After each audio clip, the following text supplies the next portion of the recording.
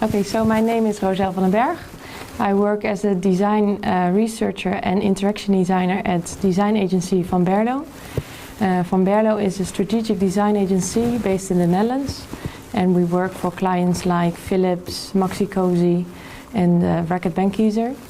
As an interaction designer and design researcher, I work on designing and creating a great user experience.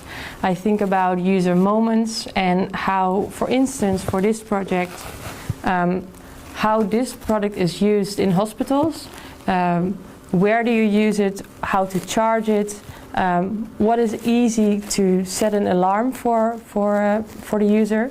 We intended to have a very simplified interaction with this product, so it only has two buttons, a green one and a red one, and by pressing them at the same time you will set an alarm, and you will actually accept an alarm by only pressing the green button.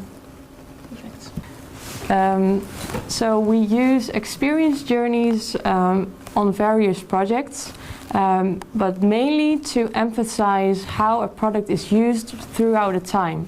So of course, sometimes companies are focusing on a specific use moment, but it's always very important to take the whole customer journey into account, of course.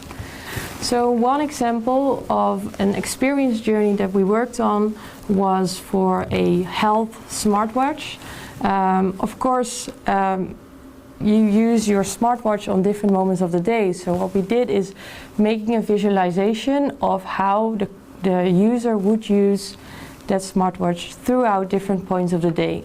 For instance, if you're cycling to work, you might want to see different information than when you're behind your desk or you're just grabbing lunch with someone. So we try to pinpoint the different types of use that the user would like to expect. Okay.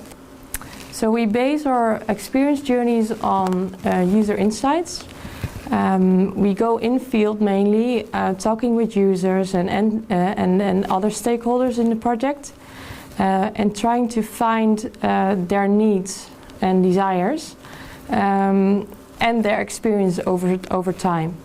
And what's very nice to visualize in such an experience journey is the different types of experiences they have in a parallel time. So another interesting project that we did was for a company that invented a eye surgery tool. What was interesting about this project is that we focused on the usability of the instrument throughout a period of time. So we're not only focused on the actual use moment of this tool, but we expanded the whole research and journey from the installation part throughout the surgery towards the shutdown phase. Or how I did set up this journey. At first I defined what are the most important phases that I want to research, and already were defined. So the installation, the draping phase.